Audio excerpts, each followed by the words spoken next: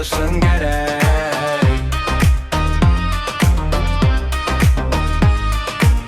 Şer yaradan tamamlıqdır, ona tamamlığı yaradan qaranlıqdır. Ona tamamlıqları yaradan insandır. Biri-birimizi məharətlə aldadırıq.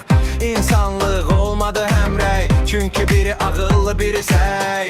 Biri vicdanlı, biri şərəfsiz, biri deyir düzəl, biri deyir ey. Biri çalışqan, biri tənbəl, biri qoyur can, biri tərpətməz əl. Necə mümkündür ictimai birlik? Biri deyəcək get, biri deyəcək gəl. Biri oğru, biri doğru, birinin içinde var korku.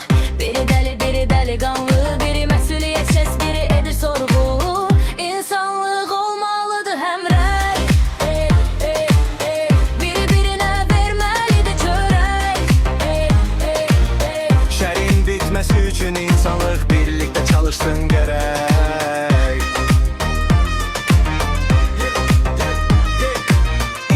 İnsan olduğunu anlasa, gücünü o alını bir yere toplasa. Nə ac qalar, nə açlıq, nə şərdə hər, nə qaranlıq, kaşaklar, yoxduqlar doysa. Bu dünyada gücü çatana, hələ bax biri-birinə hilə satana. İnsan şərdə həmrəy, qorxuda həmrəy, alan özü çalan özü şər atır şeytana. İnsanlık olmalıdır həmrəy,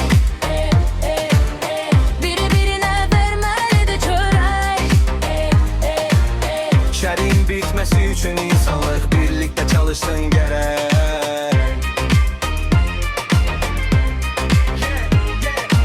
Öz gözümüzdə biri görmürük, başqasının gözündə tük axtarırıq. Hər birimiz özümüzü düşünürük, səhvik düzəlmərik, cəhənnəmə yoldaş axtarırıq. Sən oğru, mən oğru, doğrunu edirik sorğu. Hər kəsin səhvinə bir donu odonlar.